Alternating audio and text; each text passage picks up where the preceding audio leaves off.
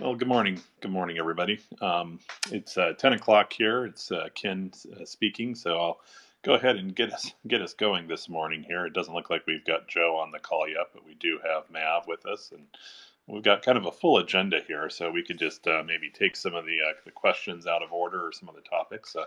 For everybody listening, there's a couple of things we wanted to talk about. A little bit about the kind of post-merge topics, especially with some of the clients and platforms like Raspberry Pis, as well as a little bit of discussion about the smoothing pool, because it's certainly been the talk of trading recently here and what it's doing, and everybody keeps querying the balance in the smoothing pool.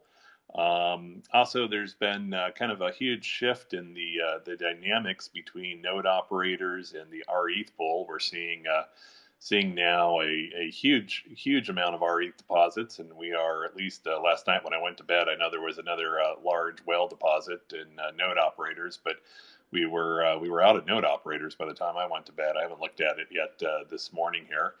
And there's a lot of topics in governance coming up here. No, I see Joe is with us this morning, so I'm going to go ahead and promote Joe up here. Give him a second to connect. Good day to you, Joe. / afternoon / evening. Yeah. Hey, Joe. Well, and we've got Mav with us. Mav, how you doing this morning?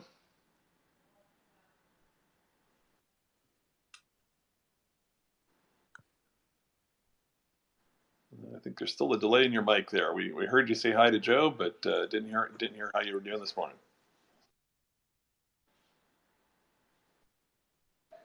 Mav, speak to me. Can you hear me, Joe? Yeah, we got you now. Are you there, Ken? Yeah, I'm here. He was breaking up a little bit before for me. I just assumed it was my connection. I can hear you now. Yeah, I got you now. Hopefully we lost him. Well, let's see here. But yeah, pretty exciting time, right? I have to say I didn't sleep a whole lot last night. I got woken up by the sound of RPL deposits. just a few of those, right? You and Joe never sleep, man. I don't know how you do it.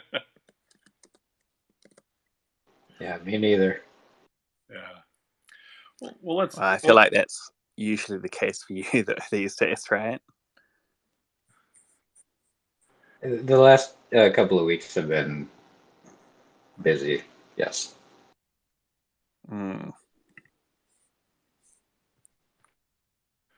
Well, let's go ahead and maybe get started on some of these topics here. Hopefully we get Ken back soon. Otherwise, I guess we can. Oh, Ken's been talking, and you keep interrupting him. I don't think you can hear him. Oh, really? Yeah. Dear. Yeah. He's trying to get things started, and he's like, "Okay, well, let's get started," and then you start talking about, well, hopefully he's back soon. Yeah, it's okay. I don't know why Nick can't hear, but hopefully. Yeah, that explains a lot, doesn't it? Yeah, I guess so. But hopefully you can hear me, and I don't know, people listening and trading, just post who you can hear and who you can't hear. So maybe we'll get Nick back on as speaker here. So just ask to become back as speaker here, Nick. And yeah, here it goes. Let me try it one more time here. Can you hear us now, Nick? He's connecting. Can you hear us now, Nick? It's really he's still really weird. I've never had that before. That's all good now. Thanks, Ken. I could hear Joe just fine, but you disappeared. So let's go. I'm here now.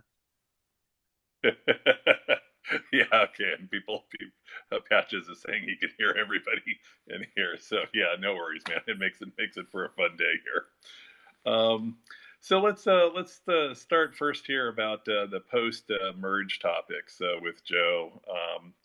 How did the merge go? How are we doing? What is up with some of the clients, and when is going to be 1.64? Tell us the latest here.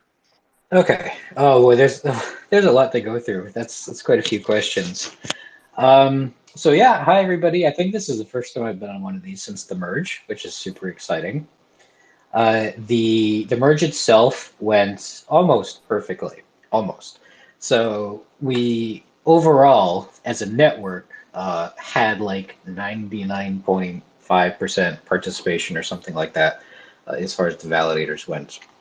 And then after the merge, I think it was down to like 95 for a little bit or something. So pretty much all of the validators on the Ethereum network had been upgraded and were ready to go, and were able to happily kind of attest along and things. And some of them not so much, and it's not really their own fault. It's more just some quirks of various clients and things. So I was watching both our support channel, and I have a whole bunch of nodes up here with different client combinations I use for testing. And when the merge happened, my Lighthouse box worked fine, my Prism box worked fine. I have a bunch of Nimbus boxes, and those were all okay. Nethermind was all right, Geth was fine. Bisu had a couple of little issues that caused it to kind of like lose sync with the network, and in some cases simply restarting it so it could kind of catch back up with the head of the chain worked fine. In other cases, not quite so much. Sometimes you would get stuck with like some database issues and things. So most of my time immediately after the merge was spent working with the Bisu and the Nimbus teams to kind of explore those performance quirks and see what was going on and see if there's anything we could do to try and alleviate some of the stress that we saw post-merge. And we revealed a couple of things for a couple of different clients, but they, other than sort of like Bisu's got this new release coming, I think this week to cover most of those issues. I think every of the other client pairs seems to be doing fine. So I would say from an overall perspective, the merge was very successful. Regardless of kind of like what your hardware setup happens to be and what your client setup happens to be, everybody should be able to get back up and start testing and things with the Bisu flakiness kind of aside, and they're working on that. So let's see, let me think about how I want to put this stuff together, because those are a lot of questions. So that's how essentially the merge went. There are right now the main things that I'm keeping track of as far as post-merge performance goes is we still have some lingering support issues with people that kind of lost connectivity. Some of them kind of missed the memo on needing to have an ETH1 client up to date for the merge, and so they have to kind of resync one now. But for the most part, the support cases seem to be relatively few and far between. It's not like I'm working 24/7 in there to help a lot of people that have totally lost it. And shout outs to Patches and Object and Popash and the other guys that are kind of like taking care of the bulk of the cases as they come in. I think it seems like the cases have kind of slowed down, so it's not as hair on fire as we thought it was going to be, which is really nice to see. So they're not zero cases, but they're relatively few, I guess, compared to what I thought it was going to be. Anyway, so other than all of that stuff, the next big update we have is 164, which is going to come with a couple of little community developed niceties. As far as Rocket Pool itself goes, there's a command for purging all of your validator keys and your wallet and all that kind of stuff, which is useful as sort of like a definitive. My node is no longer able to validate. I have killed all of my keys and stuff. I can keep the chain data around if I want to use it as a fallback, but for people that are like moving nodes or they want to get rid of their machine or something, it is a useful command to ensure that the keys and stuff are all gone, so you're not accidentally going to turn it back on and get slashed, that kind of stuff. And there are a couple other little fixes in there, like we had to do some stuff for Thomas. Turns out that some of the Rocket Pool code didn't scale to 800 mini pools properly. The recovery function to regenerate wallet keys had a limit, and we needed to bypass that limit for Thomas and some of that stuff, but that'll all be in 164. It's all tested and good. So I'm expecting that later this week. There are a couple of other little things, like we're going to add some mev relays and stuff in there. I'm primarily just waiting for some client updates with the clients that have known issues and fixes are pending. And once those get put in, then I'll probably release the update. And the 164 will be our first post-merge update with a lot of stability tweaks and things in terms of the clients to make it easier for everyone. So I'm looking definitely forward to that. I hope that answers all the questions. There was a lot there. Let me know if I missed anything. No, Joe, you kind of went through them, and I think gave us a great update. I guess the only two follow-ups I might ask is one is with Raspberry Pis. I know there's a lot of rocketeers here that are using Raspberry Pis, and so what's kind of your thought on that, and what should they be thinking about long term? Okay, sure. So I'll say first off, I am currently validating on a Raspberry Pi on mainnet after the merge. There was some contention that post-merge the Pi wasn't going to be powerful enough to do it. And I'm happy to report that's not the case. I've got 5 validators on mine, and it is running as fine as any other machine would. It's not, it hasn't quite hit its limit yet, if that's what you're curious about. That being said, I went onto Reddit a couple of days ago, and kind of filled in my thoughts to a post I was asking about this exact topic: is can you still validate with a Pi? So for everyone who's a Pi user out there, in my experience, here's the deal. After the merge, Bisu doesn't work, but that's because Bisu has some issues that they're sorting out. So once they release a patched version with those problems resolved, I'm going to try it again to see if Bisu does work on the Pi. Right now it doesn't, though. Right now all you can really use is Geth as far as the execution layer goes. And as far as the consensus layer goes, interestingly enough, I used to have Lighthouse running on one of my systems, and Lighthouse doesn't seem to work very reliably. Some people have gotten it to work, others have not. I myself have not, and I know I can't get Prism to work, and Teku uses too much RAM, so that leaves me with Nimbus, which you guys know I've been championing for a while, since it's so light on resources. So the client's setup that I run on my Pi to successfully validate on mainnet is Geth and Nimbus right now, and that works just fine. Oh, excellent. That's great. And then my second follow-up was back to the next version, 1.6.4. And maybe we'll bring this up in our third topic about the smoothing pool and MEV, but it sounds like you're going to add some more relays or help. I mean, it seems like there's a lot of questions about the names of these relays and exactly whether or not they're US OFAC compliant or whether they do, albeit bad MEV of front running. Any plans on trying to make that a little bit more cleaner or clearer to folks? Yeah, so 2 things. In 1.6.4, we're going to be adding the block native and the Eden relays to the smart node stack as defaults, or as things that you can sort of select. So that'll bring us up to 6 different relays owned by 4 different institutions. And it gets a little unwieldy. Like 1.6.4 is probably going to have them as checkboxes still the way it is now. And each of them comes with a description that describes briefly, is this something that follows government sanctions? So you mentioned OFAC, and each of them describes whether or not it follows that kind of a thing.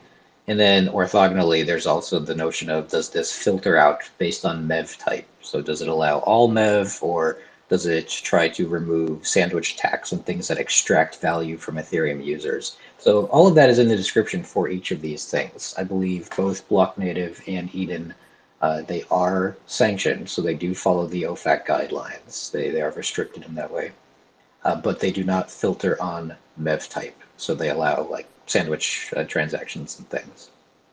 So they follow the same as like the Flashbots and the Bloxroute regulated relays. They have the same set of rules. But as more of these relays kind of come online and they talk to us, and I verify that their API does what it's supposed to do, and we like partner up and add them to the smart node or whatever, it's going to become unwieldy when you've got like 12 or 15 checkboxes that you got to scroll through. So a popular suggestion in the Discord is to, instead of having individual relays, just have profiles, pretty much. Being like, I want to do the OFAC compliance profile, and I don't care about sandwich attacks. And then I'll hook you up with all the relays automatically that follow that. Or I specifically don't want to use an OFAC compliant relay because I want to do an uncensored kind of thing. And then I'll hook you up with the relays for that sort of thing. So as more relays get added, I just add them to the profile. And then maybe I'll throw like a custom option on there that lets you individually choose which relays you want. If you are, I guess I'll say, an advanced user that understands the differences between them. that kind of thing. So I'm going to work on some UX stuff to make MEV Boost a little easier to work with, especially for people that aren't super familiar with the concept and haven't done all the reading on like what OFAC actually means and that kind of stuff. And in parallel, I'll be working on a documentation page in our guide that covers what MEV Boost is, how it works, the differences between the relays, what options, what the options mean, and then ultimately which one you should choose based on your personal like preference and risk tolerance and that kind of stuff. So all that's coming down the pipe. We're still fairly new. I mean, you saw that MEV Boost had like a 1.3 high priority update, and then a couple hours later they had a 1.3.1. So I mean, the technology is still getting there. It's not 100% yet in terms of like its foundation. So now is kind of this transitionary period where we start building towards like a smart node future with that kind of integrated directly into the ecosystem, I guess, if that makes sense. We're gonna get there. Yeah, very much so. It's kind of like building as we're going, but it is just absolutely exciting. Maybe let's now switch from the node operator side and talk about the rETH side. And so, Mav, what is going on with rETH and the deposit pool? Tell us all about it. Well, it's certainly an exciting time as far as deposits go. If you have a look on Rocket Scan, you'll see that just recently it's the 18th of September for me anyway. Don't know what it will show up for everyone else in terms of time zones, but it was the single largest date for ETH deposits. I can see 6,454, and there were, I believe, if I recall correctly, 3 decent chunks of 1,000 to kind of 1,500 that went through. So yeah, a lot of deposits that obviously, as you'd expect, completely cleared the mini pool queue. So a few people who'd been waiting for a little while managed to get their mini pools spun up, which is exciting. And the thing with the blockchain, I guess, it's interesting when it comes to the information that's available and the privacy of it and all that. If you go and have a look at the wallet that made these big deposits, it's actually the third largest depositor to date, and that also shows up on Rocket Scan.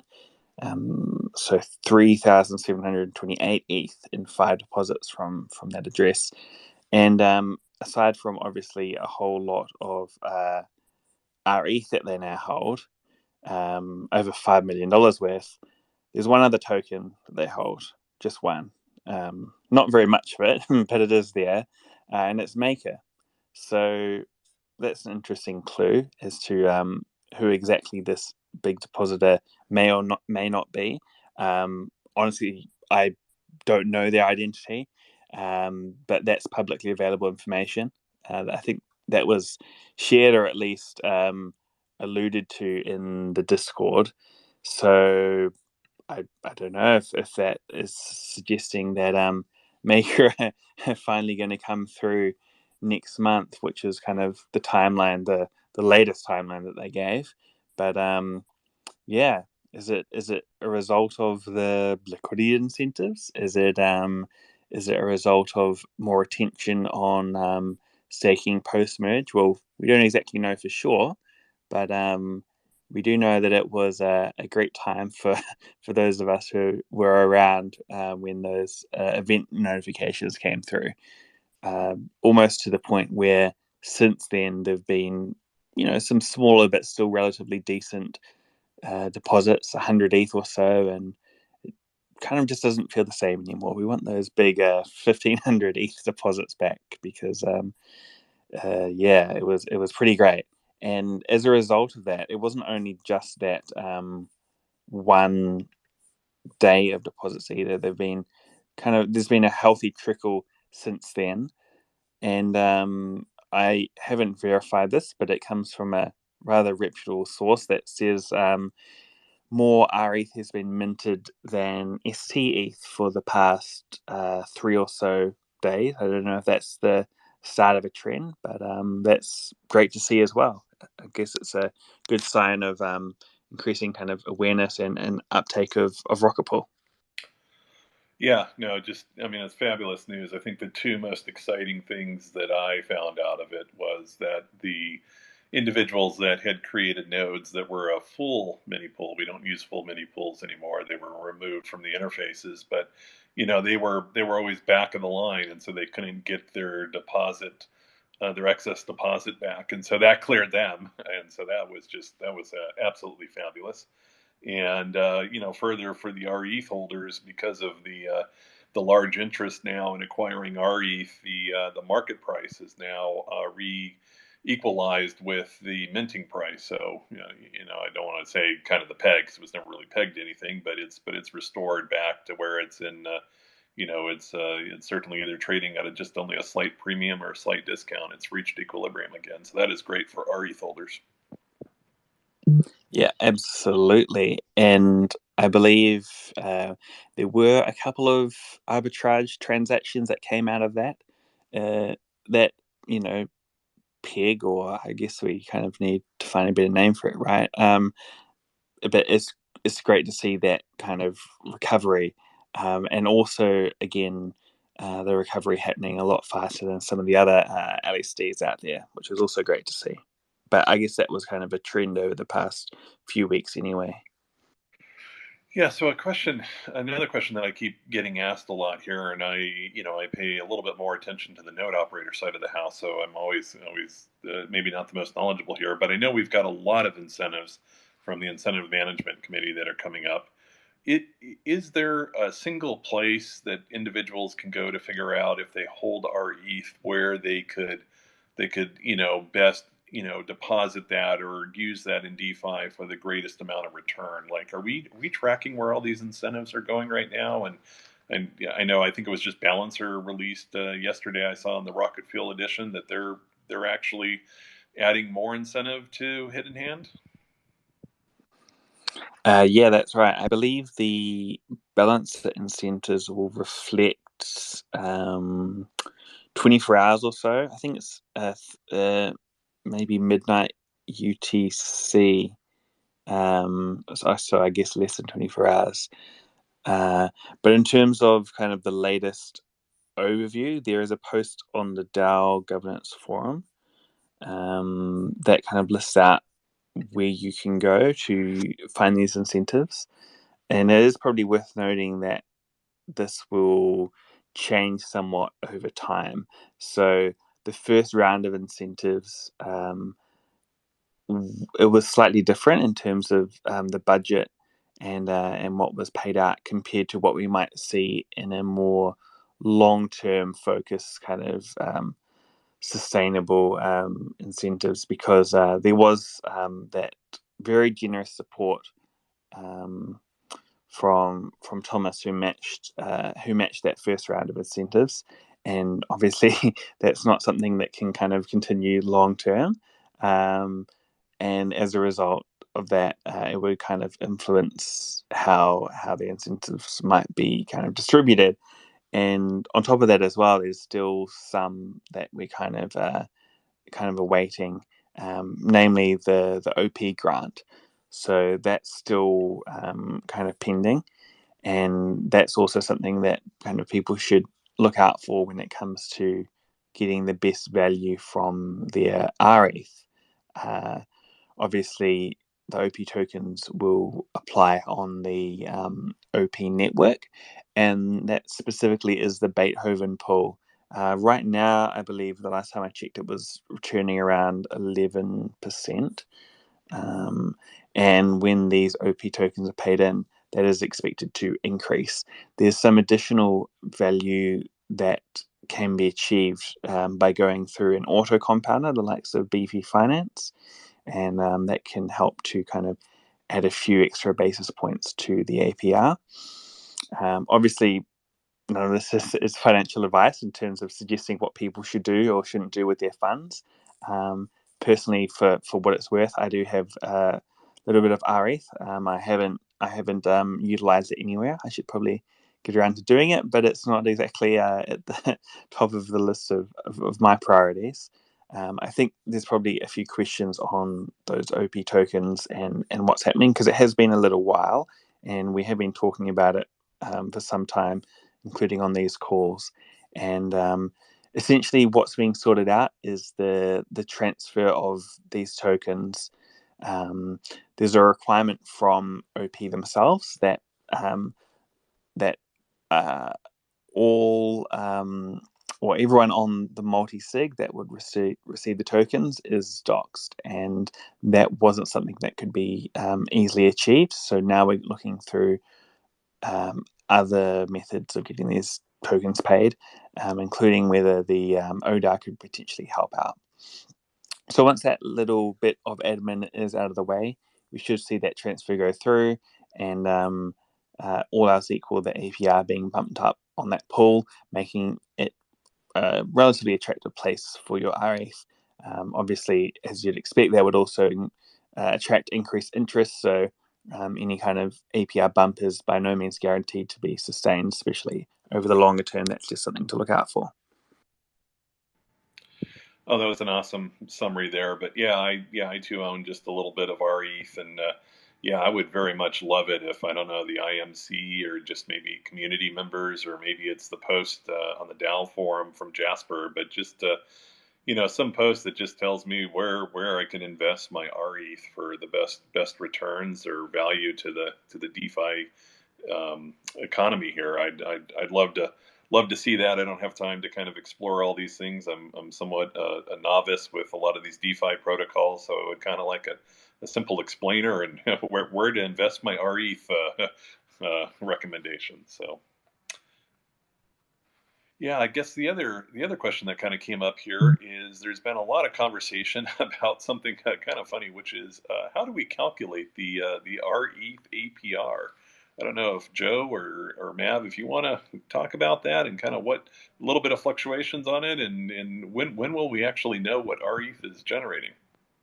Yeah, there was a bit of quick math happening in the Discord with the assistance of at least a couple of community members last night. I believe I saw Noshua helping out and one or two others, but yeah, maybe Joe can go into the specifics of kind of what is calculated. It seemed like it was relatively straightforward in terms of a concept, but the kind of computing power required to gather and process all that data was quite high.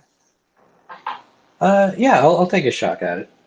So it's the ratio. You're right. The ratio is easy to calculate. It's relatively straightforward conceptually. Computationally, it's not terribly hard to calculate, as long as you have you're not trying to calculate something from a long time ago, because then you need to run into, like, you need an archive node, and archive nodes have rate limits and all that kind of stuff, which is kind of gross. So essentially, we started playing around with the numbers yesterday, and we came up with some interesting results, and I'll kind of explain why. But conceptually, at a high level, what you want to do is you want to calculate all of the ether that is currently available through various mechanisms on things like the beacon chain. So that includes deposits and rewards that have been earned.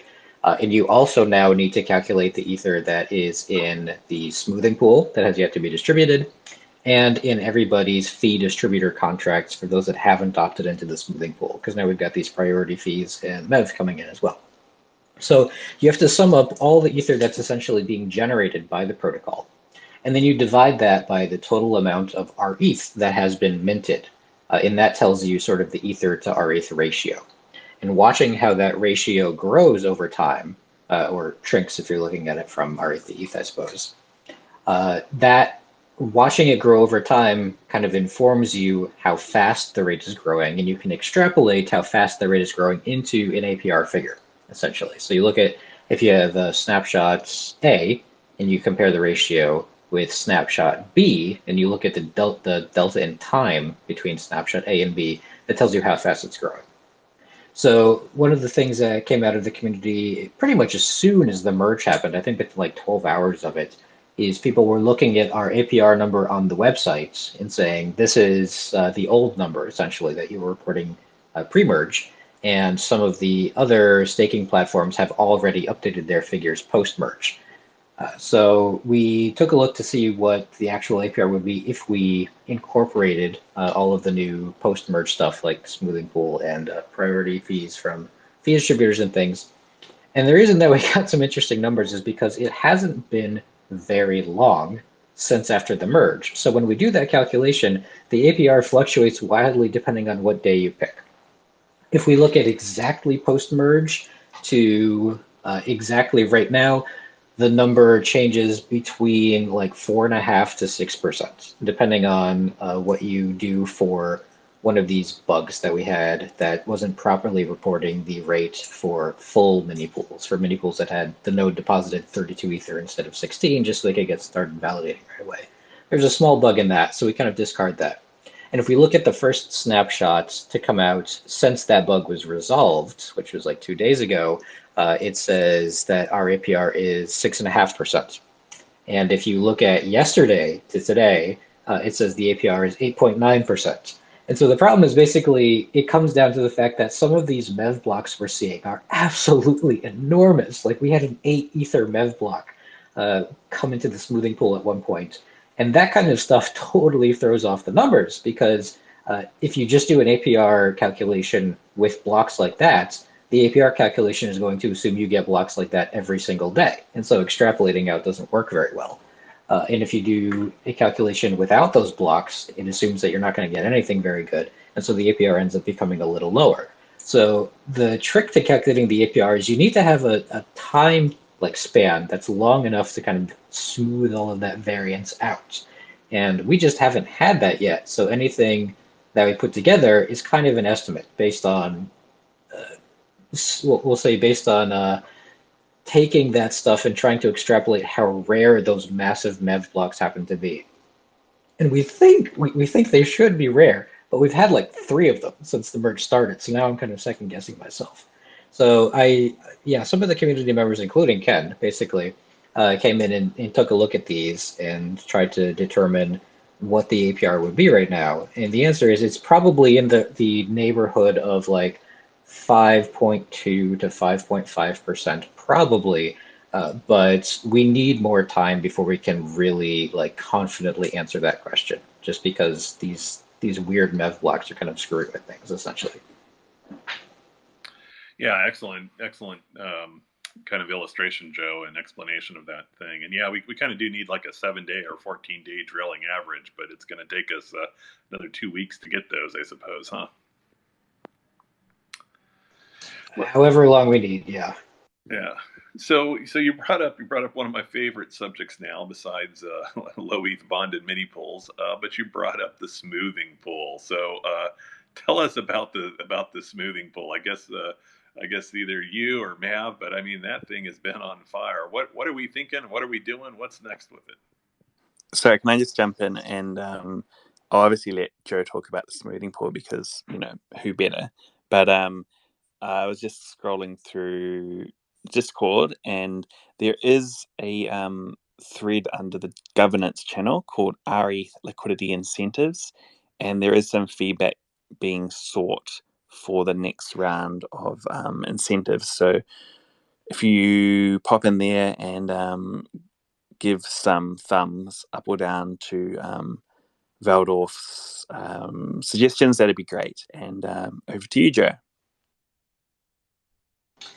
Okay, so yeah, let's talk about the smoothing pool real quick. As of right now, looking at the stats, the smoothing pool has almost 41 Ether in it, 40.7 Ether that it's collected in priority fees and MEV tips since its inception, which was like less than a week ago. It was like 5 days ago, and it's had almost 41 Ether put into it right now, which is pretty impressive. We have 953 nodes that have opted into it. That's about 64% of Rocket Pool's overall node count. But only 3,300 mini pools, which is less than 44%. So what that tells me is kind of what you would expect right now. We are seeing basically all of the node operators that have a small number of mini pools, like the 1 to 6 range or something like that, are opting into it. and the larger node operators that effectively have enough validators to be their own smoothing pool have decided to opt out for now. And there are a couple of reasons for that, I think. Predominantly, the one that seems to be most discussed within the community, most prominent, is the fact that not all node operators have MEV turned on, MEV boosts. And because of that, if they opted into the smoothing pool and don't have it turned on, essentially they're generating less revenue overall than the guys that do have it turned on. And so they kind of like sap some of the rewards out of it. And the larger node operators aren't comfortable joining until that's resolved because they have a large enough kind of stake by themselves that they don't have to worry about somebody bringing their balance down overall. And this is a temporary problem, we know, because eventually we are going to have to enforce it for all node operators just to ensure that nobody is essentially running their own searcher and stealing their own MEV without having any way to detect that. Having a trusted block builder is one way that we are going to use to mitigate it. But I think it's less of a kind of like philosophical problem, and it's more of just simply an awareness problem and a education problem. We see a lot of node operators coming in being like, oh, I didn't know that this was really a thing. I don't understand MEV boost very well. I don't understand the ramifications. How do I set it up? Is it easy to turn on? That kind of stuff. And it's like, yeah, you just go into the TUI and check a few boxes and you're all set. But it's kind of like an outreach thing. So in the coming weeks, especially after 1.6.4 is released and I start working on the docs page and the new MEV boost UI, I think we'll see more people kind of like opting into that and increasing the smoothing pool rewards. But as it is, we already have like 70% of all May pools in the smoothing pool have it turned on. So the impact, I think, is going to be small, but still important when we do that. Yeah, I think those are probably two great things for everybody in the community here to know. Is one, if you're in the smoothing pool, right, really turn on MEV boost. Otherwise, you're mooching more than you're contributing, right? To use whack-whack's terminology here. But the other thing that I'll bring up is, I drafted just some rules in the governance forum, just at least something to spitball against and work against. But we probably really do need to think about what the rules are for joining the smoothing pool, right? How much MEV boost to turn on or what relays, right? We as a community kind of have to reach a consensus about what is fair and equitable and what isn't, or what is expected of smoothing pool operators, and then also try to come up with a set of, I firmly believe first in education, right? I believe everybody is very much a willing participant in the smoothing pool and wants to contribute to it fairly, but we also probably need to set some rules for those that don't contribute fairly. And so I encourage anybody listening to this to go to the government's forum or go to the DAO forum and just read the post and comment on it. Yeah, exactly. And like I mentioned before, this is still early days. We've been merged for 5 days, so there is still time for us to kind of like get this stuff in place and ensure that all the rules are correct and whatnot. We're in this kind of transitory period right now, but it's not like there is a pressing this needs to be solved right away or the world catches fire kind of thing going on. We're assessing and kind of learning as we go. So having people contribute their opinions to the governance forum and discuss like what they think the rules should be around that are those are super valuable contributions, and I encourage everybody to do so that we ensure that your voice is being heard. Yeah, exactly, because it is a spectrum, right? There's no black and white answer here. It's all shades of gray. So we need as many voices as possible to determine, which shade of gray we really want to resolve upon. One question that I had in the show notes for today was, how do we get our actual, MEV payments or proposer payment values, a thing I call PPV, if we're in the smoothing pool or if we're just a Solitaris node operator and have a fee distributor. And then of course, yesterday I think it was, they released a bug in the fee distributor. You want to talk a little bit about that and maybe inform people about what they should and should not be doing to claim their MEV rewards? Sure. So if you are not opted into MEV, your fee distributor or the smoothing pool will be set as your node's fee recipients. I guess that's true either way. But when you propose a block, if you are not opted into MEV, then the priority fee will go to whatever your fee recipient happens to be set to at the time. So if you're not in the smoothing pool, that goes to your fee distributor contract for your node, which is the fee distributor is a unique contract for your node. No one else has access to. No one else can kind of like touch it. I guess they can distribute, but they can't take the funds, essentially. That's just for your node.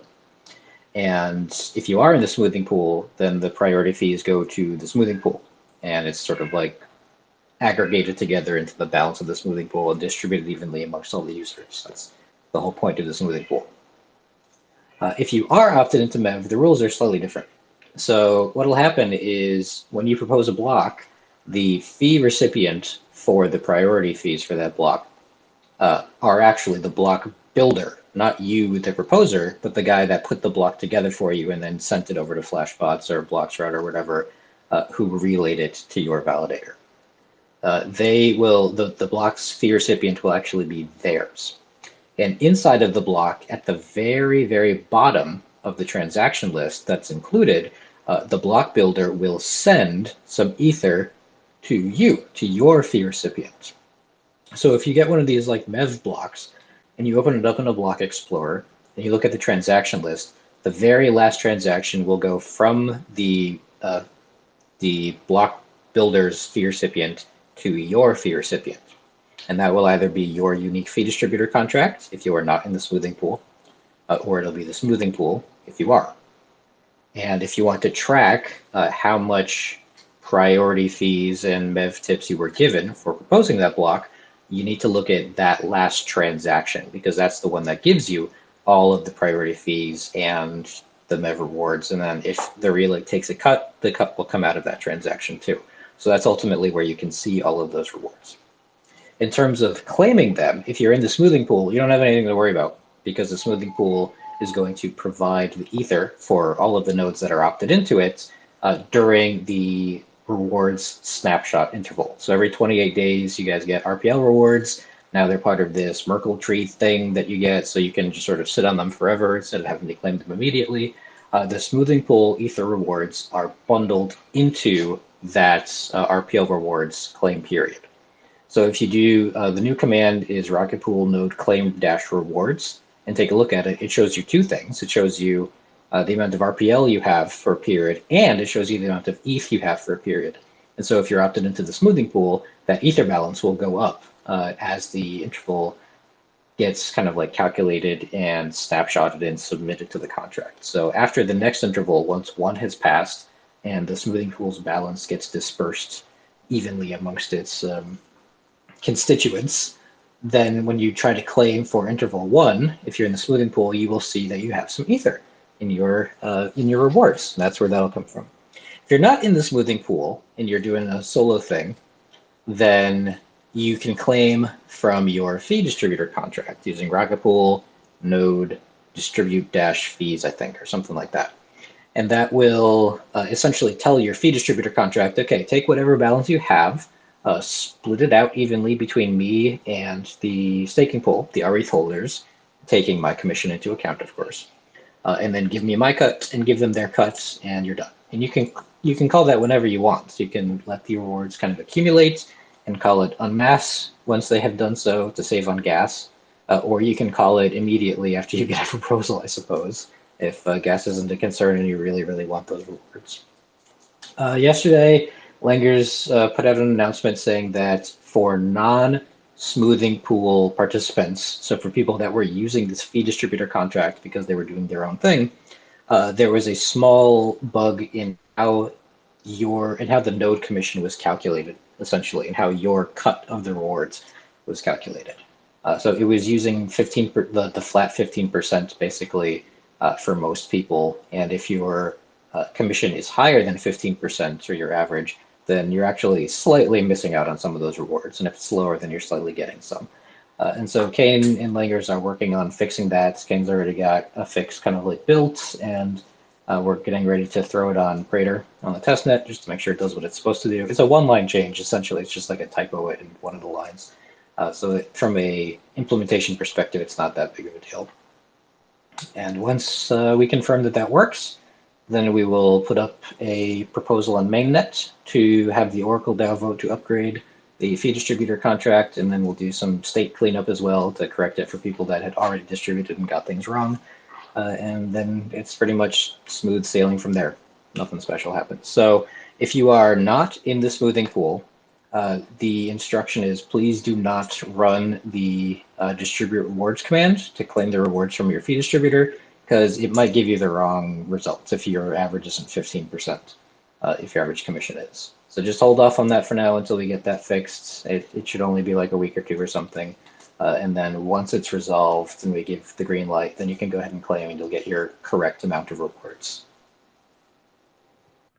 So perfect. Let me just see if I got it here. If you're in the smoothing pool, it doesn't affect you. In about 200 hours, the reward period ends. You're welcome to claim your rewards that include your smoothing pool MEV share, or you can just let it sit. Right? No effect. But if you're not in the smoothing pool, you shouldn't process your distributor to claim your MEV rewards until after the fix is in, and that'd be in about 2 weeks or so. Yeah. People in the smoothing pool are not affected in any way because the smoothing pool rewards are calculated by the watchtower, and the watchtower calculates the average fee per node manually. Like it does it explicitly, it doesn't rely on the contracts to tell it what the average is. And the problem is the contracts got the average wrong essentially, but the watchtower doesn't care about that. So smoothing pool people don't have any problems with this bug. It doesn't affect them. They can claim once the reward snapshot is generated and everything will go just fine. If you are not in the smoothing pool, just hold off on distributing from your fee distributor until we push this fix and give you the green light. And as I will also mention, if you create a new mini pool and your fee distributor is already initialized, it's going to distribute the contents as soon as you create the new mini pool, because the new mini pool could potentially change your average, and it wants to make sure that the average you had at the time is paid out properly, so you're not accidentally, like, or intentionally, I suppose, stealing rewards from the rETH holders by increasing your average commission rate. So if you already have your fee distributor initialized and you make a new mini pool, you're going to run into this too. So just be wary of that. Okay, but I think the message is if you're not in the smoothing pool, just wait till the fix, and then what they'll have to just reinitiate their distributor, redeploy their distributor. I don't think they're going to have to redeploy their distributor. I think Ken's going to take care of that for you, so it's the same contract. Oh, okay. Even better. Yeah, I think so. I'll double check with him afterwards. And also, one final thing, and this breaks my heart to say, but anybody who had mined vanity salts for your node addresses for your future nodes, all of those salts are going to be invalidated once the fix is pushed. So you're going to have to mine again. And I fall into this category because I have a whole bunch of salts ready to go, and they're going to be useless after this. Good stuff. Okay, and then the other thing I know that was asked, I'm surprised we don't have an Invis bot for this reply on it, but the whole thing about vanity addresses and the recent bug, that does not affect Rocket Pool, right? I forget the name of that recent bug. Oh, you're talking about the profanity bug? Yeah, exactly. Yeah, no, that does not affect Rocket Pool. Our vanity salt generation stuff for mini pools is a completely separate system. Doesn't have that bug. Perfect. I had that question and then ended up answering it about at least a half a dozen times to people in support. So excellent. So tell us a little bit, and maybe Mav, maybe I'll direct this one to you first, but Atlas, right? I mean, Atlas is supposed to be the next big contract released post-merge of Rocket Pool, but I don't know if you were fully caught up, but I guess it was over this last weekend. There was quite a lot of discussion on the ETH R&D page about whether or not they should accelerate the Shanghai update and try to get withdrawals going and maybe delay a little bit some of these proto-dank sharding and other EIPs that they want to get in. And so that kind of created a little bit of concern about, what's in Atlas. Is the team tracking on that? Are they going to get everything done? We might need Atlas before the end of the year. What are your thoughts? Yeah, you're right. Everyone always says, can the devs do something? And then all of a sudden, at least the ETH devs, they're doing it quite a lot. And it was my understanding that, at least for some of the core devs, withdrawals were not kind of an immediate priority. There was some commentary around it would be kind of towards the end of the 6 to 9 month rough guideline that a lot of people were using, potentially 12 months. But yeah, sounds like maybe end of the year, we've got withdrawals already. So that would be pretty impressive. And I'm guessing Joe might be able to provide a bit more of a technical perspective, but I would assume a good part of that is because of how smoothly the merge went, and it kind of gives them a bit of confidence to proceed to withdrawals. And obviously that does reflect on Atlas. So we've already kind of had a bit of a shuffle in priorities from staking as a service over to your favorite topic, Ken, LEVs or low ETH bonded mini pools. And then we have the possibility of withdrawals making migration for solo stakers potentially something that needs to be looked at. I think the name withdrawals can perhaps provide a bit too much emphasis on people wanting to withdraw their ETH entirely, right, and shutting down their validator. But that could also be someone wanting to move from another staking protocol over to Rocket Pool. So we have to make sure that we're set up to welcome these people, because really there's kind of that one shot, right? Like withdrawals happens for the first time only once. And if a lot of people are looking to shift away from other protocols, which there's at the very least kind of anecdotal evidence floating around out there on Twitter and the like that suggests that people may intend to, we have to make sure we're kind of set up. So I guess that comes back to the Rocket Pool devs to do something. It's never a quiet moment, unfortunately, for Joe and co. Yeah, I mean, I think that's a critical thing, right? I really think withdrawals, when it's enabled by the core devs, really creates this fluidity among stakers and validators, right? They could choose to convert from a solo operator to Rocket Pool. They could transition from, another staking service. They could, reclaim their liquid ETH for presumably, market rates, actual protocol value rates. It's there's going to be this window of opportunity that if Rocket Pool is ever going to reach an accelerated growth cycle, it's going to be in that time right around withdrawals, right? We were for a number of reasons late to the Genesis launch of the Beacon chain, rightfully so, though. But I certainly don't want us to be late for withdrawal. So, are the devs feeling confident about everything that needs to be in Atlas and kind of the time frame? Joe, are you sweating yet, or are you like, we got this? That is a very good question, because it depends on when Capella hits. And this is a super contentious topic. So I've seen rumblings in the R&D Discord that Capella needs to come sooner rather than later, specifically so that people can migrate their delegated ether away from a like a Coinbase or a Kraken or something like that, and try and either solo stake with it or provide it to a more decentralized solution. And then I've heard rumblings that withdrawals are not important, they don't matter, and they will get here when they get there, which could be in 2024. So if the former is true, then we have a lot of work to do very quickly. And if the latter is true, then we don't, I guess is the best way I can say it. But it's not clear that we have a good time frame on when we can reliably expect Capella to go forward. I do know that we're at least aware of the situation, in the sense of like there's the possibility of it coming in Q4, in which case we have to kind of get ready for things. But I don't think anybody thinks it's super likely right now. I think we might see something show up on Crater in Q4. I don't think we'll see it on Mainnet in Q4. That would be pretty quick. Yeah, and so I guess one question, and thank you for. I mean, I guess I don't know even what the name of the next fork is. I guess Capella, they're naming him after stars for the consensus layer, and Shanghai, where the major ETH conferences were held for ETH1. But I guess now that we're one blockchain, I don't know what the next fork is going to be called. Maybe it is Capella.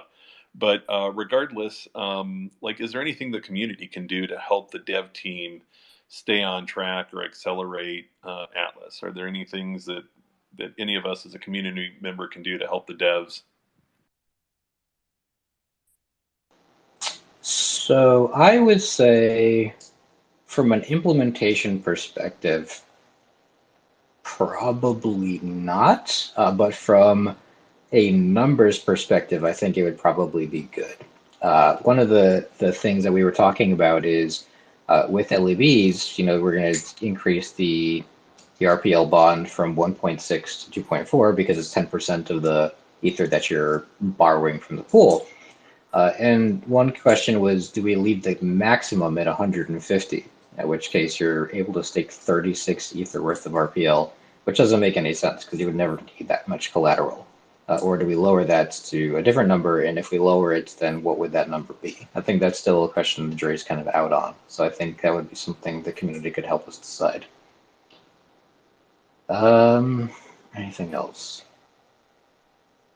If we put together the solo staker migration stuff, we're going to need to have some good documentation on that process. And I think the community might be able to help out there once it's ready to go, because I am notoriously bad at maintaining the doc sites during these times of high stress where I actually have to write code and things. So that might be another good spot for contributions. If I think of any more, I'll let you know. But I think off the top of my head, that's what I got.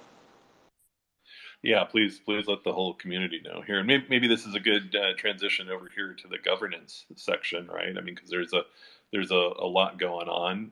Matt, if you want to give us maybe just a brief summary of some of the highlights of governance? Sure, sounds good. There's been a little bit going on lately. I guess the first point to note is that the most recent vote that closed was the amendment to RPIP 10.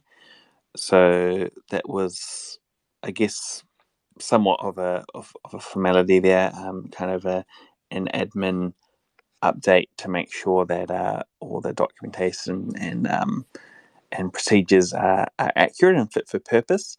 And what that implemented was three main things. So, first of all, how nominees will share information about their eligibility to join any of the various committees that we have, like the IMC for incentive management.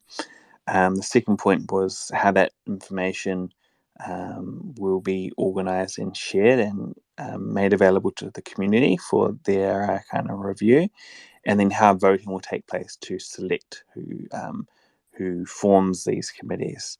So that was successfully passed. There was a 99 or so percent in favour, and since then, what have we got? I suppose the next thing that people should be having a look at is there is not yet a vote, but kind of similar to what I mentioned before, the informal poll in Discord about incentives. There is another poll, which is that one is in the. I lost it. I think it's in the DAO forum, but a good place to start, at the very least, is the draft RPIP section on GitHub. So there it kind of spells out a little bit of background around this topic, which is the PGM or PDAO Guardian multi-sig. So this proposal is talking about improving, or I guess shoring up, some of the security protocols around the PDAO Guardian. And this is quite an important topic, and it's probably, to be honest, something that's a little bit above my pay grade, and we should probably check in with Langers in a week's time on this topic. But the Guardian is it's quite powerful, because what it does is kind of I suppose a check or an oversight to the ODAO, and obviously that means that the control of this Guardian is very important. So the proposal here is to to set up a multi-sig, and we have to kind of decide how this multi-sig will be structured, whether there's spots for ODAO members themselves, whether there's spots for team members, how many of these spots are required to kind of execute on the multi-sig. So it's probably it's something that people should be across, although it may not be as exciting as as liquidity incentives. I would encourage everyone to have a look. That is in the draft RPIP section of GitHub, and I'll go and have a look. Sorry, I don't quite recall where that poll was, but I believe it's in the DAO governance forum. What else has been happening? I guess one question I have, and this is maybe a question I should ask Nashua here, but so the Guardian, right? I guess it's the wallet address that receives the funds, the PDAL funds from the inflation, right? And I guess the poll asks whether or not it should be a multi-sig or not, and if so, in the multi-sig, whom should the members be, right? Should it be made up of a portion of the devs, a portion of the ODAO, or exclude both of those and just be made up entirely of PDAO community members, right? I guess that's what we're trying to figure out in terms of the perspectives from the community about it, and I guess the urgency of it, right? Yep, that's the one. And I just found, sorry, where exactly this poll is. So if you go to the DAO governance forum, it's one of the more recently active topics. It's called PDAO Guardian Multisig Charter, and it was kind of started around 11 days ago. If you scroll down kind of 2/3 of the way to the bottom, there's a poll that was started 9 days ago, and that has 29 votes so far and 4 different options. So I would encourage everyone to head over there and have your say. In the governance news, there is a draft RPIP for grants and bounties. So this can be found in the same place. So DAO Governance Forum is one of the more recent topics, 4th from the top, I believe.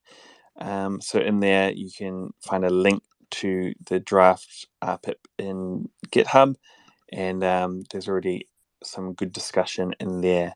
So the idea for grants and bounties is obviously we need to set up some kind of structure around what should be paid to who and when, and then using the updated framework from the amendment to RPIP 10, set up a committee to oversee and execute on this RPIP.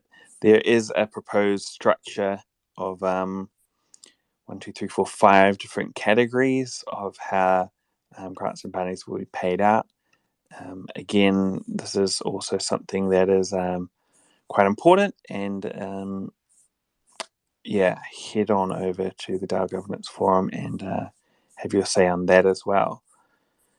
On that last one, I would especially want to double encourage people to pay attention to the grants committee, because I really think it's a way that we could start leveraging the talent of the Rocket Pool community, right? Where we could actually issue grants and bounties, and kind of post gig work activity for individuals in the community to step forward. Like Joe just mentioned, the need to update some of the documentation. And Joe, as much as I love your documentation, I think it's fabulous. I'd rather have you, typing on the keyboard and the code than in the documents. I think that's something we could outsource, and this is an excellent way to do it, I think.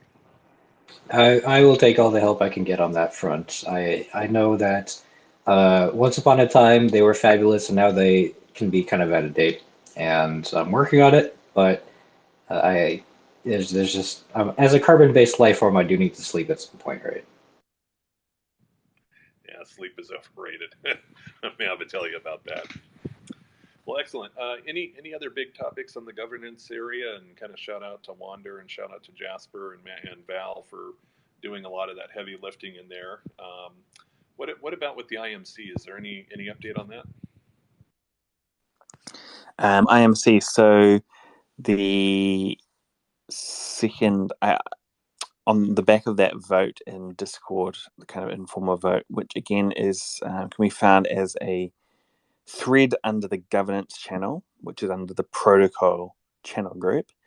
If you scroll up a little bit, there's an informal vote with some thumbs up and down in terms of ideas for the next kind of liquidity incentives budget, which I believe is going to be published within a day or so. That's obviously front of mind for the IMC. And I also saw recently Jasper put out what I think is the first of what will be a regular series of reports, just kind of documenting what's going on in terms of funds in, funds out, how they're spent. So that reporting side will also be something that's going to be ongoing for the IMC. And yeah, I guess also we talked about withdrawals earlier, right? And that's potentially going to be relevant to the IMC, something for them to keep an eye out for. It'll impact the need for liquidity. Right now, the budget has 50% of PDAL funds allocated towards liquidity incentives. As we know, some other protocols spend quite a lot on acquiring liquidity. And we may not be in that league, but the kind of 50% weighting, which is by far the strongest, kind of shows the importance that has been placed on this topic by the community. Second behind that is grants and bounties, which, if I recall correctly, is 30%. But anyway, when it comes to that kind of 50% spend, right now there's an increased need for liquidity because of the lack of withdrawals. Once withdrawals have been pushed, that upgrade to Ethereum itself, there'll be an ability for arbitrage to kind of take over some of that, or a good part of that liquidity provision. So there'll be kind of a lesser need for liquidity incentives themselves, and that's something that the committee will probably have to kind of keep in mind, even though we do have a relatively close planning horizon. So we're not necessarily thinking about what will happen 6-12 months into the future. There will come a time when it's important to think about what will happen with the introduction of withdrawals. So plenty for the IMC to keep occupied, I think, in the coming weeks. Yeah, actually, I didn't make that connection that you just drew, but I think that is, it really does kind of provide a different dynamic, right? Where not only will the rETH contract always have some liquidity available in it as the skimming occurs, and given the number of pools that we have, I mean, that skimming will fill that contract pretty regularly. And then it, of course, spills back over to the deposit pool. But then even node operators, we ourselves could enter into arbitrage if there's not depth or there's imbalance. But I think people will also need some liquidity to trade into in their DeFi protocols. So yeah, it's going to be very, very much a lot of work for the IMC in the coming months ahead. Yep. So it's great that we have such a strong team there who've kind of taken up that role of ensuring we get the liquidity that we need. Yep. Now, what about kind of future plans before we cover any open items that we might have missed? DevCon is coming up for the core devs. What about for the Rocket Pool devs?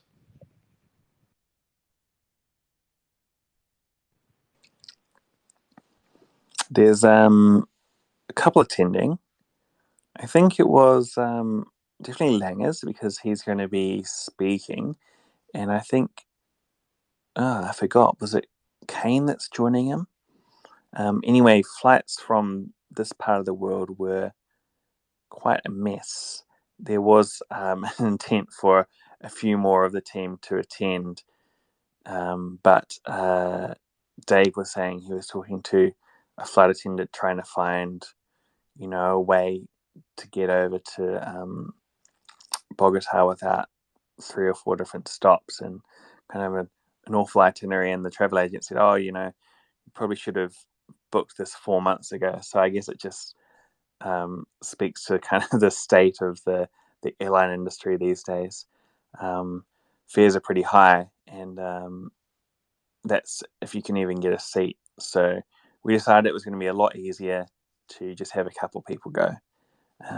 So yeah, you'll have Langers speaking, and he's been working on that lately, and one other, I believe it's Kane, who's going to be joining him.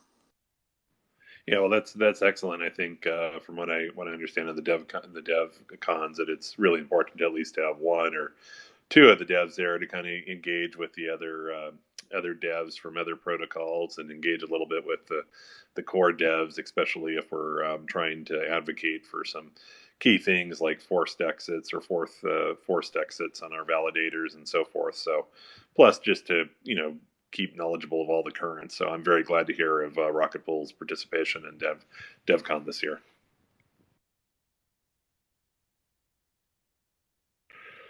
All right. Any other items by either of you two? And I certainly welcome. I know we're probably 10 minutes over the time, but if anybody's been listening this long and has a question, feel free to come forward. But anything from Joe and Nick that we haven't covered? I've got one thing, I suppose.